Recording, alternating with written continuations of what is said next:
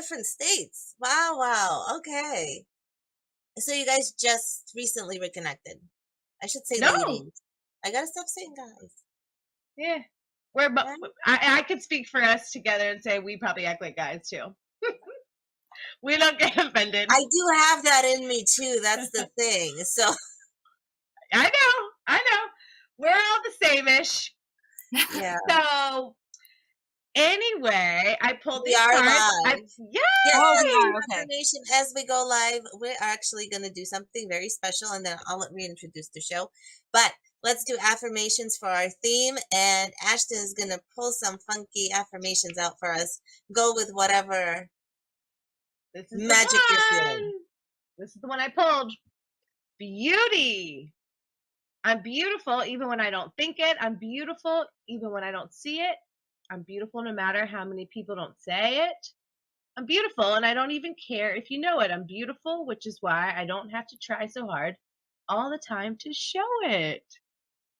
Oh, That's our theme. I love that I'm a beautiful is a theme, and actually it works so well going into the topic of women supporting woman, and that is our topic for W.I.L.D the podcast. And as I said before, we are live, so welcome to W.I.L.D the podcast, where we dive into what we love doing, and that is having inspiring, life-changing conversations live on air. I'm Diana Kouprina. I'm here with Ashton Lauren Ryan, and this evening we're diving right into the topic. Excuse me, I'm sorry. The topic of women supporting women and what it really means. Joining us this evening is Mia Johnson, successful realtor and founder of Worthy Woman nonprofit and the White Mountain Networking Group. W.I.L.D the podcast airs live on Jess TV, 27 Roku TV, 101 TV, NCG Television Network, Meta TV, and www.jessfm.ca. W.I.L.D the podcast is proudly sponsored by W.I.L.D the nonprofit dedicated with the mission of eradicating domestic violence through storytelling, connection, and by providing opportunities to be heard for free as part of the vision for a better tomorrow. For more information, please visit wildthenonprofit.com. Sponsored by Wild Homes and Gardens magazine, and I have the copy right here.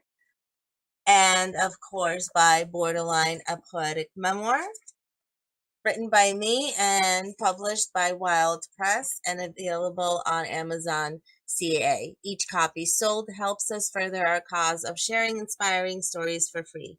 If you wish to be a guest on W.I.L.D the podcast, please email us at hello.wildthepodcast.com. And Mia, welcome. So excited about today's topic and women supporting women. Actually, I never really had supported women in my life, which is quite kind of sad that I've come to think about it. But as I've been reclaiming myself and healing and recovering and recouping, I realized that I've been connecting with really inspiring women that are really supportive, one of them being Ashton. So I'm really grateful for that. But yeah, let's dive right in. What inspired you to even to create your nonprofit? Oh gosh, that's such a loaded question. So I have been in the healing industry, well, I'll say personal development for 15 years. And so long story short, before like my beginning story, at 16 was when I left a really dark past of being arrested and on the streets and drugs, and I turned my life around. So 16 to 21, I was on a very uphill climb of just knowing I didn't want to turn out like my biological parents and wanting to better my life. And then when I was 21 years old, I was introduced to personal development, and that was I just clung on to it, and I've been doing personal development for the past 16 years now. And throughout the years, I've done different women's healing retreats. I've done different workshops. I'm working on a book. And now that I have roots up here in the White Mountains of Arizona, I really want to make an impact. And real estate keeps me really busy. However, I know that I can make an impact because I have the income to make a nonprofit that can now give back to other women. That is so wonderful. I love that. And I can't wait for your book. Mia shares you share your so concise your journey. Like I loved, like I've been able to witness it, and you share it, and it's real and authentic, and what like it resonates with so many. I know, and I love that. And so I didn't realize. So how did you dive into personal development besides being from Yeah. all of the things? But tell us about that. Well, Where you started. Well, kind of like what Dana said is I never had women in my life and on my journey. And I think that why we are so lucky today is that I think we're the generation where we're able to wake up and start healing, and things aren't getting pushed under the rug anymore. And there's still a little bit of uncomfortableness, you know, when I show up in a room or I'm around people, I will immediately tell people about my traumas and my life story. They're like, holy shit, this girl's intense, or holy shit, I can resonate with her.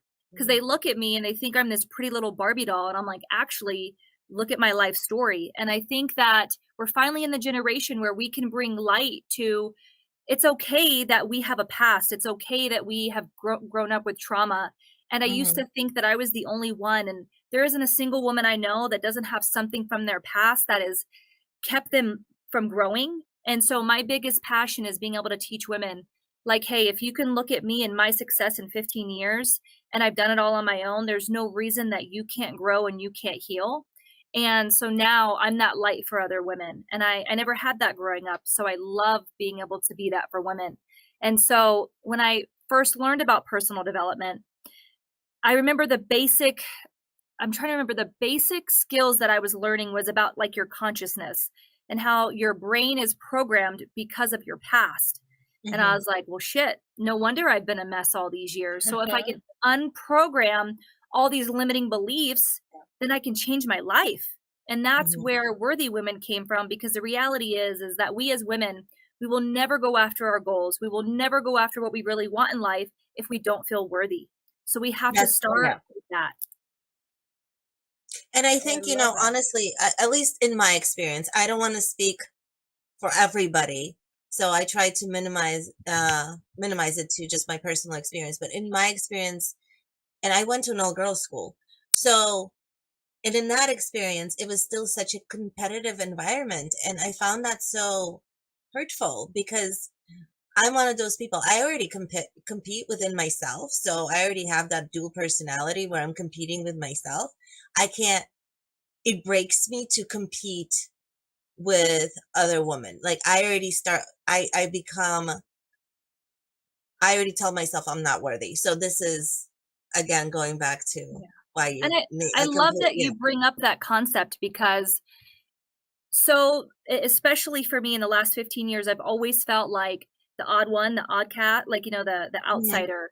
But a lot of what I get from women is I'm intimidating, and that I'm weird, I'm different. And then when I'm able to build rapport with them, which is by being vulnerable and sharing some of my past, they can emotionally connect with that. So once you build that rapport, you have that trust. They're like, wow, you're just like the rest of us. And so the reality is at my core is I know what it feels like to be alone. I know what it feels like to suffer and to have pain. And so I don't ever want to feel that again. And I don't ever want another woman to feel that. So I know that every woman that I come into contact with, if she gives me the opportunity, she'll be able to trust me. I'll be able to teach her just enormous life lessons that I've learned in my short 36 years. And it'll change her view, and she'll go out into the world and she'll do something different. And that's what I plan to do with my nonprofit, is not just give away free money, but offer resources and coaching and healing and just different things that they would have changed my life if I would have had them, 15 years ago. And so we as a collective, the women that are waking up and healing, like, we are so lucky that at our age, we are doing this, because a lot of my friends are in their 50s. And these women are just like, oh my gosh, I can heal from this. They don't even know that these are options. So how lucky are we that we get to start young? Yeah. And have so many resources. And that's what's so cool about connecting, all of us women connecting together and sharing. And not that men are excluded by any means, but it's different. Our conversations are different, the way we talk to each other and share these resources, like I love that word because there are so many options these days. There are so many different ways to heal, so many ways to communicate. I mean, a lot of it is just talking with. There are so many options, yet I realize that they're not easily and readily available as they should be or could be. Oh, yeah. You know what I mean? Because I know when I was really, really struggling and I didn't know how to ask for help and I didn't know anything. I still struggle with asking for help, especially financial help. I have a really hard time with that. But the bottom line is when I first started, I had to do research and I always wondered, like, there are people who just don't even know how to do this research. Like I was lucky enough, fortunate enough to have a background in education and so on that taught me how to search for these resources. But half of these resources are not that, they're not right in front of you. And B, they have these questionnaires and they have these like ways that can make you feel kind of like, well, I don't even want to go through this. And then there's the waiting list. So what am I, and then it's like, what am I waiting for? And it just is well, it's back. the language. It's the language too. So many different types of resources that don't make for anybody. Like someone for most. No, I don't know if it's most, but a lot of women have children. They don't have time. Like we don't have. Like there's a lot of different things, and they don't want to be sold something that it doesn't even make sense. So we are connecting them. So Mia, help us, send us, tell us where to start on a journey of development, self-development. Well, there's lots of different avenues. So this question comes up a lot, especially when I'm on podcasts. So the thing that got me into, oh no, it's okay. The thing that got me into my personal growth journey was Malia's dad. I was dating someone who had been in the personal development industry for a long time. And I had never in my life heard of personal development, but I was hungry for it. And so I won't lie. It does cost money to invest in yourself. I'm in a program right now, a 6-month program. It's costing me $12,000. That is like mind blowing to some people. But I know that when I started 15 years ago, it started out as little workshops, bigger workshops, longer weekends. I will say that counseling never did much for me. I feel, especially now, if I talk to a counselor, they often tell me like, girl, you're way more advanced than I am. So counseling never did much for me because I feel like it's just someone repeating back what I'm going through versus coaching, which is personal development, where you're changing your mindset. You're taking a look at the root of the trauma and your belief system, and counselors don't really address that. But so again, yes, there are lots of free resources, especially with social media. There's lots of workshops, but it does take money to invest in yourself. And there's lots of coaches out there that will offer like small little workshops and things like that. But they've also paid to be where they're at to turn around and help people. And my true belief is we as women is you have to invest in yourself. If you can spend money on the clothes and the hair and the nails and everything else, you can spend money on yourself. I have a best friend of 20 years, and her and I had a falling out a couple years ago. And I told her, I said, you spend so much money on the way that you look and you spend no money on your soul. And I said, I can't have a friendship that where we're not growing if this is where your money goes. Our priorities are totally different. So we took a break for a couple of years, and she came back and she was like, you're right. I need to invest into my personal development. So personal development isn't just for people that are like broken, right? Like even me, I make 6 figures. I'm a successful real estate agent. I'm successful in my community. I still need personal development. There's always a layer. We're like an onion. So maybe what affected me heavily 15 years ago, the sexual abuse, the trauma, the physical abuse from a relationship, I still talk about it today, and there's always another layer. And so it's an ongoing journey. And so women are scared to get started because it's a big pill to swallow. There is a lot to unpack, but either way is hard. So choose your hard. I love that. What were you going to say, Diana? Yeah. There was just so much that went through my mind because Mia, you had me when you said that counselors didn't do it for you, and that was so true for me because there was a level that I went through, and then I realized, well, I'm still masking in my therapy sessions. Like I can't help it. I'm trying to please my therapist, and this is. And then we reached this pattern, and it was COVID, and I was like, okay, now I'm trying really hard. I don't want to take these calls. I can't even because I don't even know what I'm stressing about.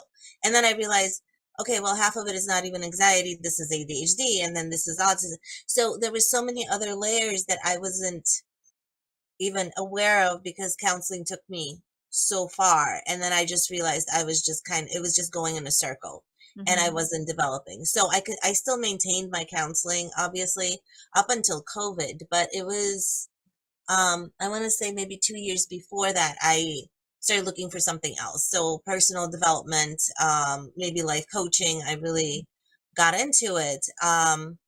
Surprisingly, I found a nonprofit. They don't exist anymore. It just became one private institution now. But I got lucky, so I didn't have. I think my cost was very low. And that really helped me because for me it wasn't that I did my hair on my own. I still do. So I do my nails on my own because I can't afford it. And there was a time period where I just couldn't even work because I wasn't allowed to work in the United States. So for me, how I had to find, and again, these are resources, right? I had to really dive into what I can find that can help me and where I can't spend that money because I just don't have it. And that was difficult. But at the same time, I will say, yes, personal development. Really helped. It kind of brought me into my own kind of awakening, my final psychotic kind of breaking point, because I finally had a break where I realized, okay, I'm obsessing and relying on someone else, actually on my abuser, to come back and rescue me from the abuse and the abandonment he put me through.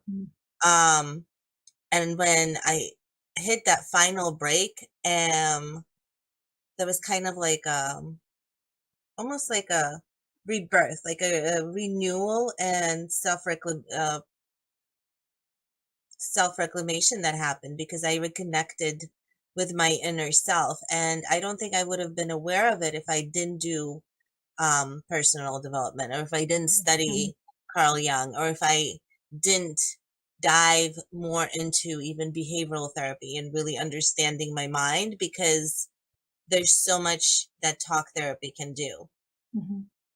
I think the most powerful thing that I have learned in my 16 years of education, I've done lots of different institutions. The one I'm in now has been the most powerful for me. What I'm going to ask you first, what do you think of, like, all the different topics that we're learning about and we teach? What do you think off the top of your head is the number one aspect to focus on when it comes to growth? What do you think that would be? That hold on. So like there's like the mind, right? There's the mind, there's like lots of different layers. So I'll just go ahead and say it. It's the inner child. So I've done 16 years of growth, and I've done some amazing institutions that are all over the world where they focus on your mind. And while that's powerful, the reality is that our childhood is the most profound thing that makes the biggest result on us as an adult. So if you're an adult and you're struggling to function and you're dealing with abuse and all these different things, it's not your abuser's fault. I mean, obviously, like we're in a situation that's not healthy, right?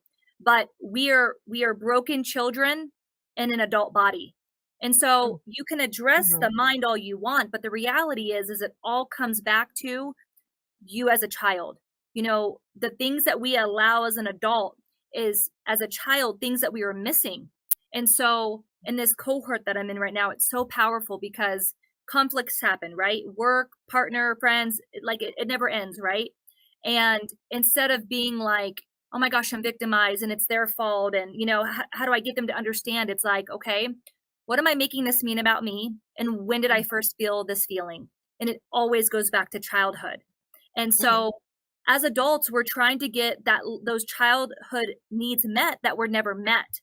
And so I've been in fight or flight. I'm 36. I've been in fight or flight for 36 years, to the point where I just recently got diagnosed with Hashimoto's because my adrenals and my thyroids are so shot. And this is the first time in 6 months of my 36 years of life that situations happen and I don't feel anxiety and I don't feel fear.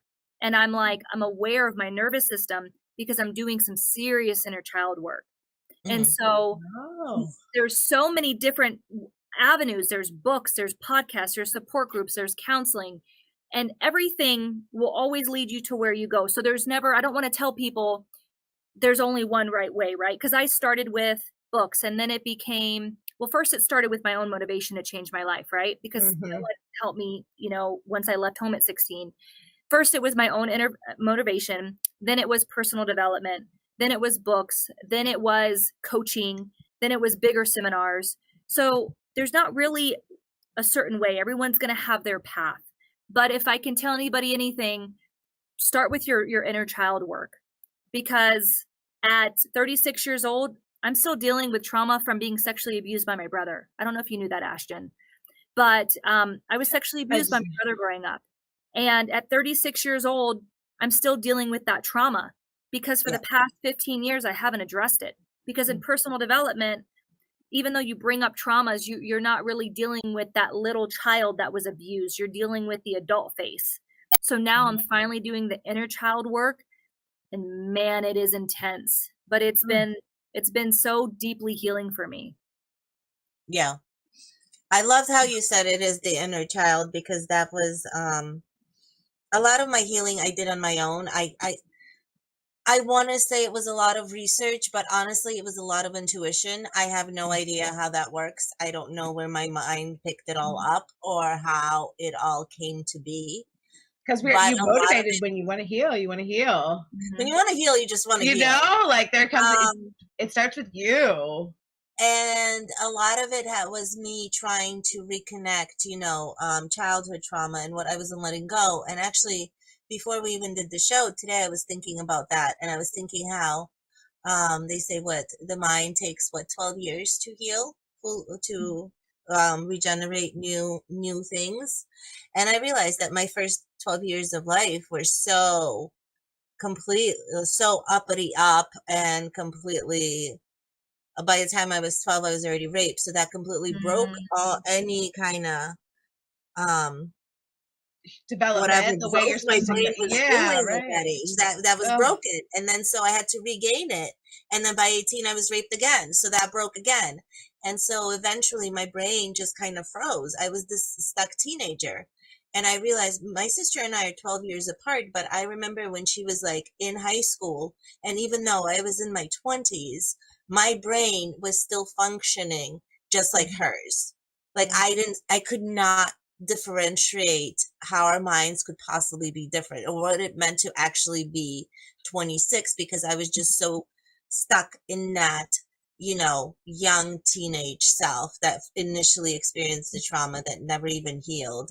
And like you said, there's so many layers, and then you continue. And what does it really mean to heal? It's one thing to even just talk about it, but it's another thing to actually allow yourself to feel. So going back into that moment and actually allowing that yourself to feel it. And it hurts and it sucks and it's scary and it almost feels like a break again.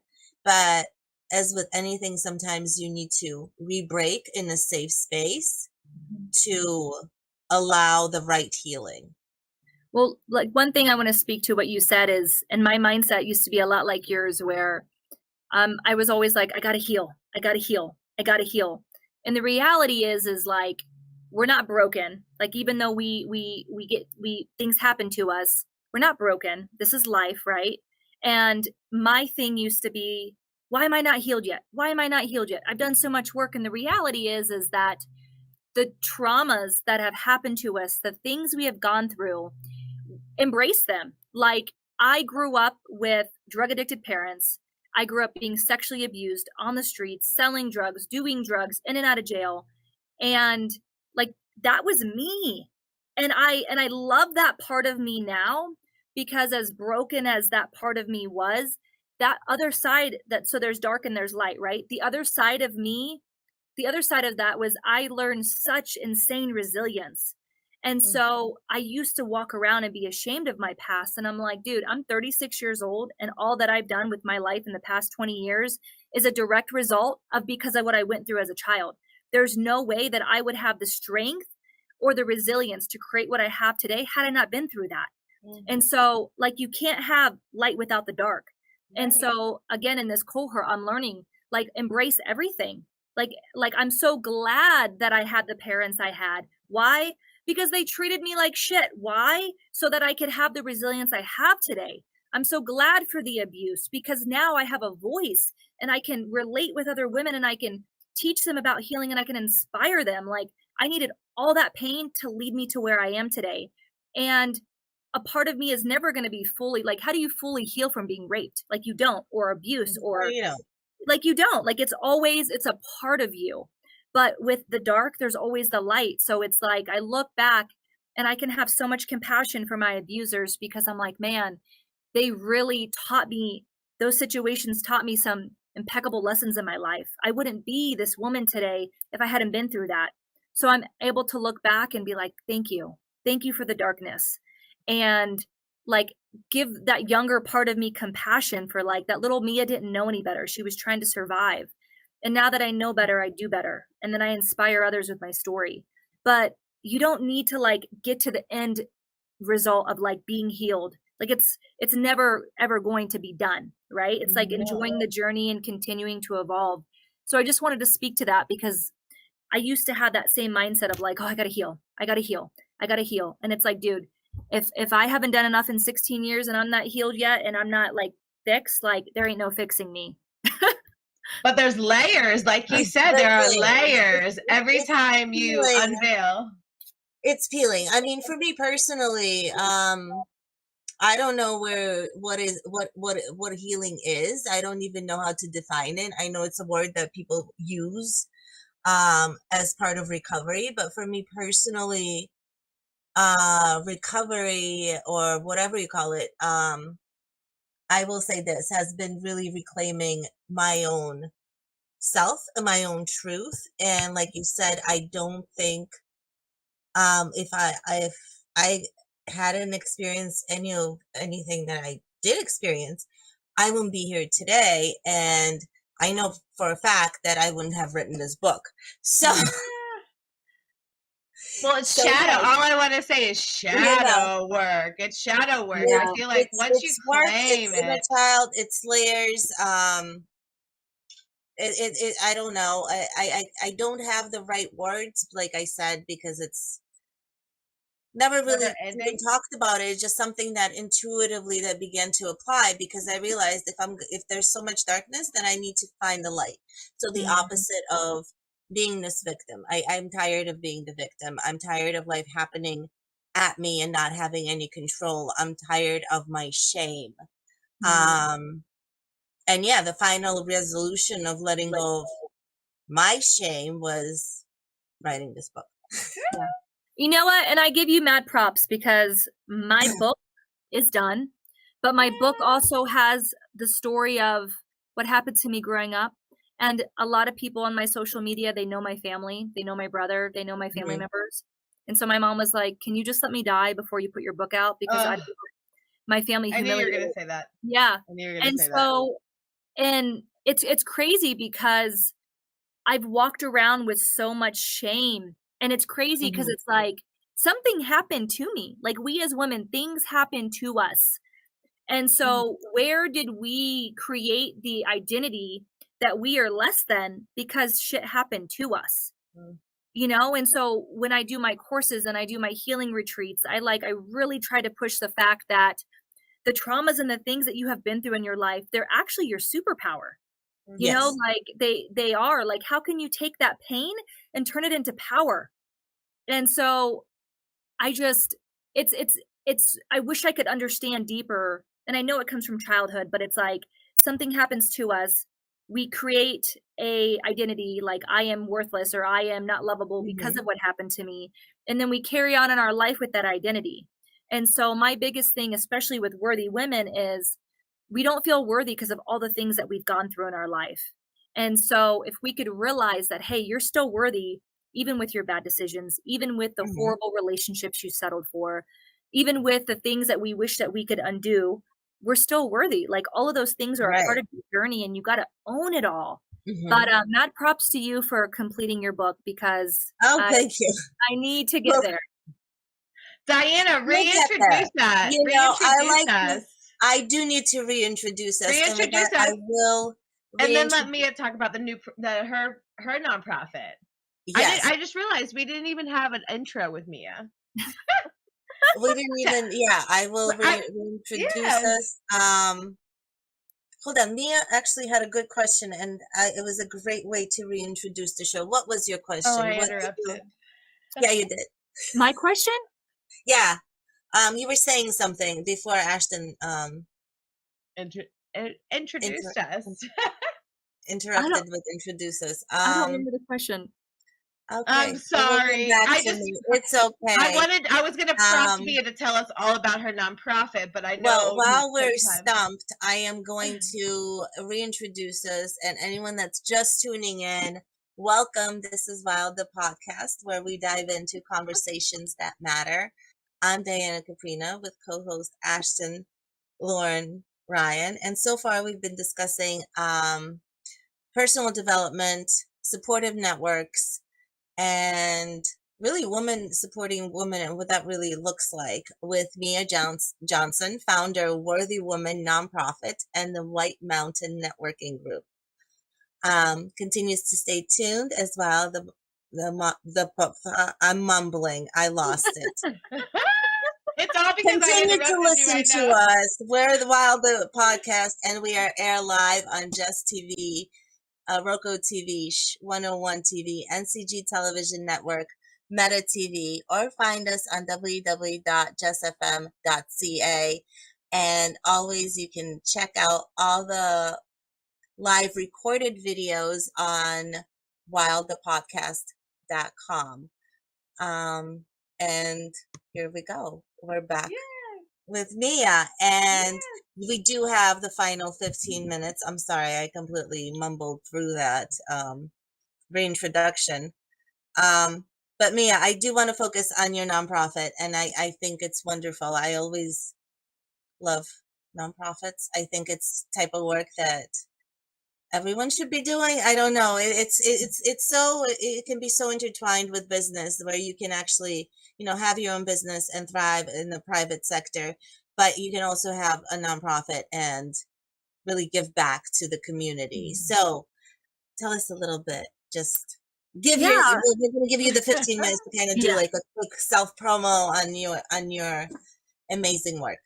So I founded the Worthy Women movement in 2021. I was going through a really difficult divorce, a very traumatic situation in my family, along with my divorce. And I had come to the belief, so I had this big breakdown in my life, and I remember feeling like a victim and being like, why me, God? Like, I have been through so much in my life. Why am I going through this again? Like, what? I know that feeling. Yes. Yeah, Like, I've been there. Yeah, I know that one. and so I I feel you. remember falling on my knees, snot coming Mhm. out of my nose. I'm crying. I'm a mess. And I just remember like hearing God's voice being like, it's now or it's never. And what that meant to me was either you're going to break or you're going to keep on going. And Mhm. breaking was not in my vocabulary. And so it was another giant mountain in my life that I had to get up and overcome. And so in the middle of the most traumatic time of my adult life, I founded Worthy Women, which was basically it started out as coaching and a course that I did throughout the US where women would get online and we met for 12 weeks, and I would coach them through the different things I had learned over the past 15 years, where we talked about traumas and self-worth and just going after your passions. I kind of just put everything all together.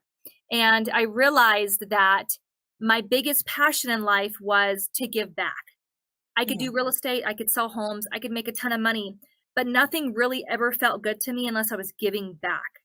And so I started with that course. And that's also when I did a Powerhouse Women cohort out of California that helped me launch my women's coaching business.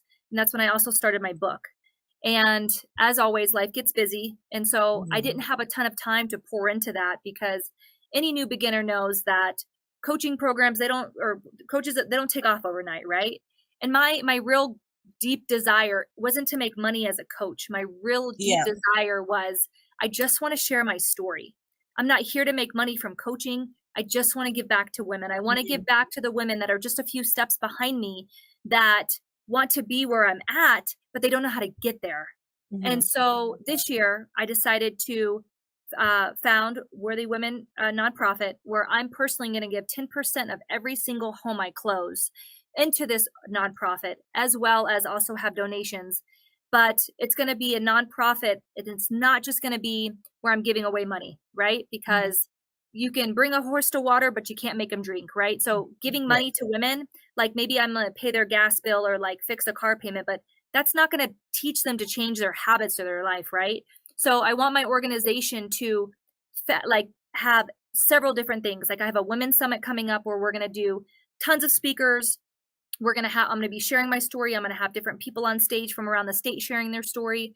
It's just going to be an inspirational event. I'm going to have vendors that are there that are offering different things for these women. I'm going to have workshops that women can sign up and take. And if they can't afford them, my nonprofit's going to pay for them. I'm going to have coaching cohorts for women who are like really serious, where they're like, hey, I want to go all in. I want to just work on my personal development. If you can't afford it, if you do these steps, boom, we can get you a sponsorship. And so this is something that I knew would drastically change my life if I had it when I was younger. And so I want to make it affordable to women. I want to be able to teach them resilience and teach them everything that I've learned in 16 years that a lot of these women will never be able to get their hands on. And it's just, everything's about education. It's about your association, right? So if you're not surrounded by a tribe of women or an organization that's helping you grow and heal, like how the hell are you supposed to grow and heal? You know, and if you don't, absolutely. Yeah, it's so hard. It's incredibly hard. It's possible. Yeah. But yeah, so your association, it's hard. your education, right? And so those are the two things in this life that we have control of. Education, there's a lot of free education online, and then your association. And so if you aren't associated with people that are growing and healing, how are you supposed to grow? And so I'll be honest with you, I'm in a redneck town, you know, like boot, scoot, and boogie, steak and potatoes. Like I showed up here talking about personal growth, and they're like, where in the hell did this girl come from? And so I started doing this women's networking event, and a lot of women healers came. And I'm like, oh my gosh, there is such a need and desire for this in every community. And I'm starting to bring all these women together. Now I'm going to do a summit together. Now I'm going to offer these resources. And so my biggest thing is, when you get to where you're going, turn around and help the next person. Oh, absolutely. Yes. Like if I can take a portion of my income and give it back to resources, I know when I leave this world, I would have touched so many women's lives, and I would have made women's lives better. And that to me is more, it gives me chills. That to me is more important than any amount of money I could ever make in real estate. And so how can I ask God to show up and take care of me and my family and to bless me if I'm not going to take the gifts and the education that I've learned and turn around and give it back? So that's what Worthy Women is all about. I love that. Congratulations. That is so beautiful. How do we find you? How do people find you, get in touch? So right now I'm on Facebook. I'm on Instagram, worthywomen33 at gmail.com. Also, we just submitted our nonprofit paperwork today to the IRS, so we're like moving right along. We will have a women's summit. Yes, we will have a women's summit coming up in northern Arizona, end of August, September. So that is going to be a huge event. That's been a dream of mine that I've wanted to do for 15 years. And yes, I'm super excited about that. I don't have a date on my book.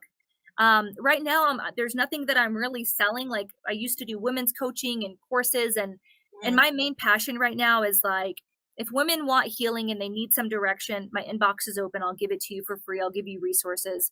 If you want some coaching of like a good mind shift to like get you back on track, I'm willing to do that.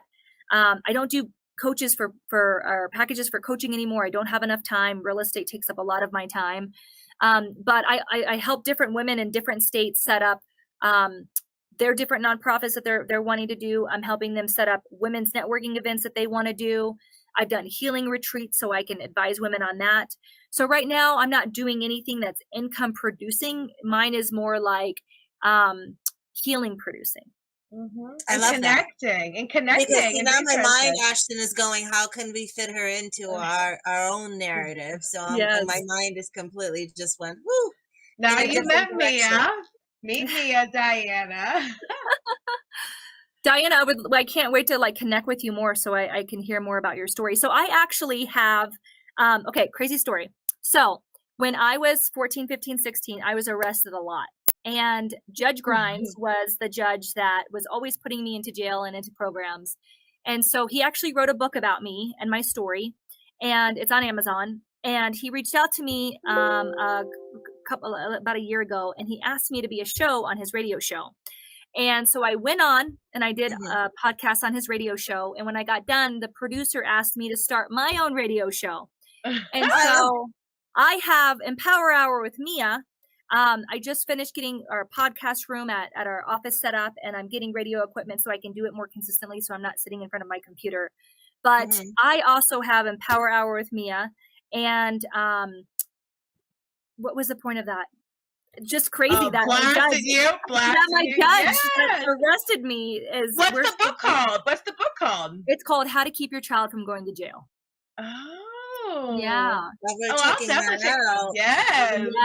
And so I was always in and out of jail, and it's crazy because I have so many. My life is like, I should make a show. Like, my life is so entertaining. But so when I was adopted, doing the inner child work, they asked this question: when's the first time you ever felt love? And I was 6 years old, and there was a woman up the street from me named Anne Marie, and she was a foster mom to some other kids, and she took me under her wing. Long story short, to this day, she's in her 60s. We're still really good friends. And she's been struggling with a lot of life things and, emotions, and I've been coaching her. And she's like, how the hell are you coaching me when I used to hide you in my closet from the police? And so full circle. Yes. And now I inspired her to go get her real estate license. And so she is a real estate agent in Florida, and she makes like $100,000 a year. And that's amazing. So that is amazing. Yes. One thing, it's like, I'm starting to think maybe I should go into real estate. Oh, I could totally guide you. You would love it. I was just gonna say, you have the guide.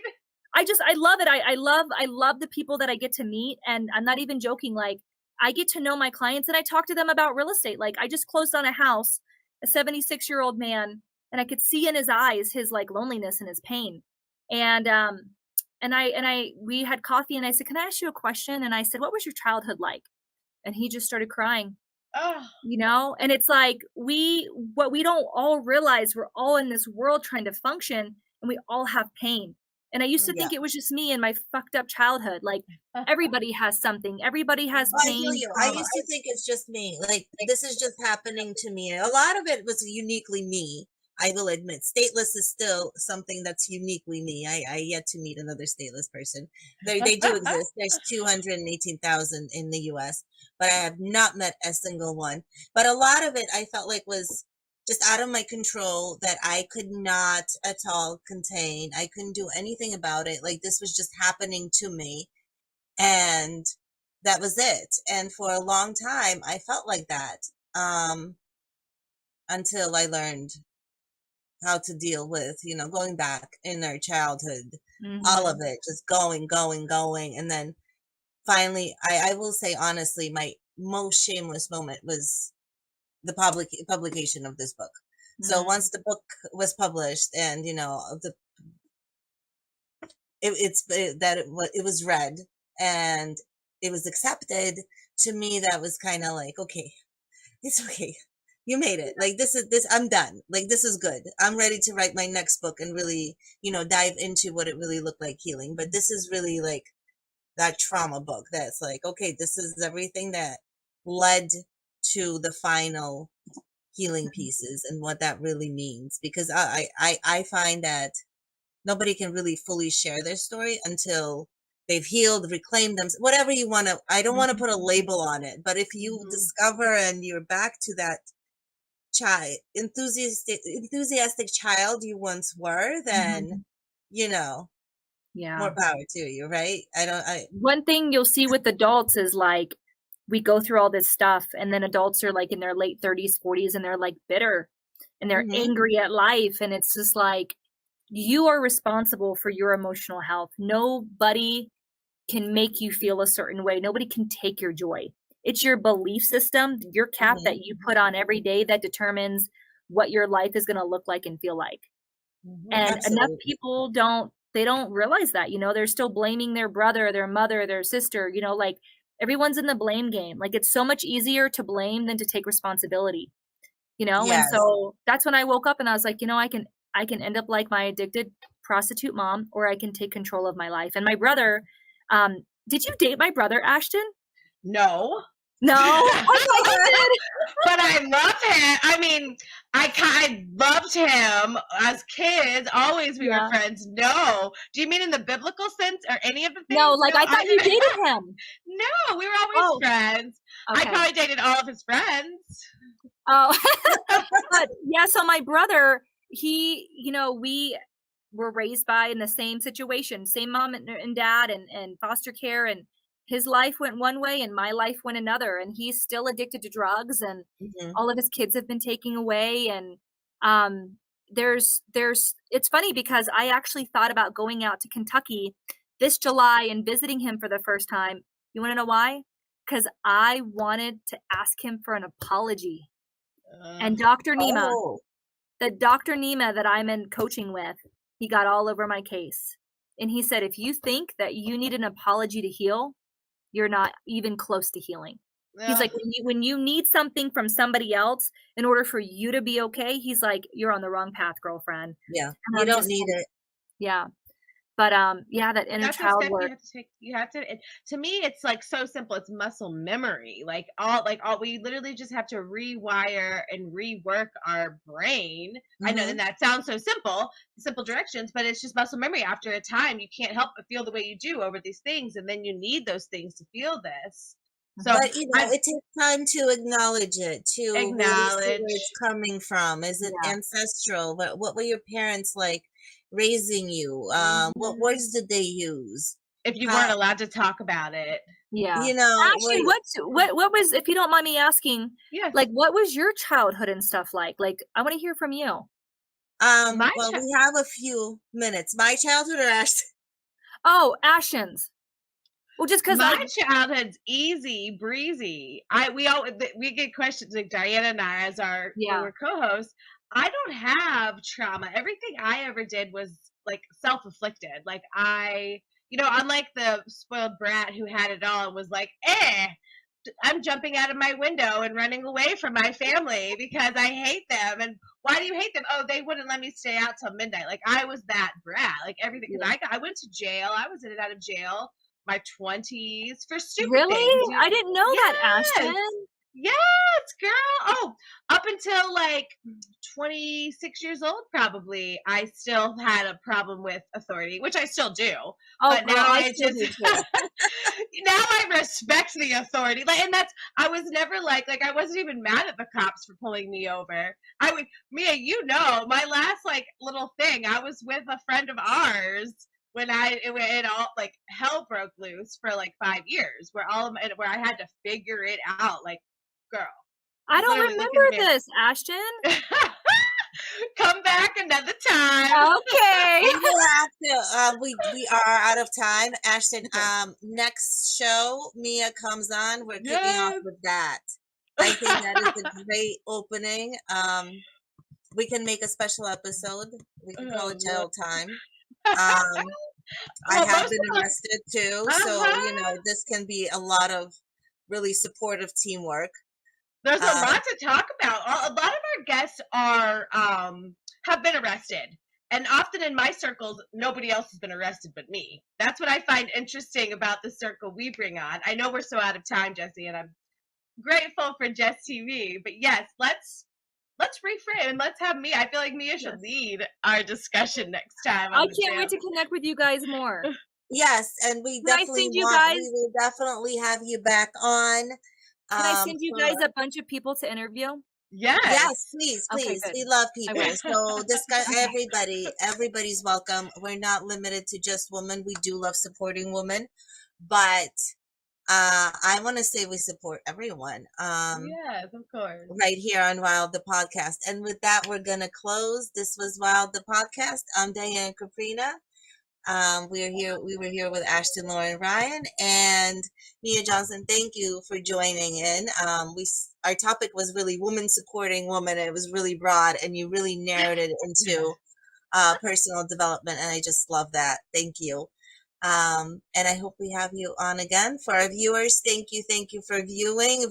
We're reaching, I want to say, we're averaging around 80,000 viewers per episode. So we're so grateful. Thank you so much. Again, support us. Buy the magazine. The book is somewhere. I just lost it. Oh, I Get have the one. book. The book. And of course, we're here to help you. So check us out at wildthepodcast.com for all the live recorded episodes. And have a great night, everybody. Until next time, love yourselves and take care of each other. Have a great night. Good night. Good night, ladies.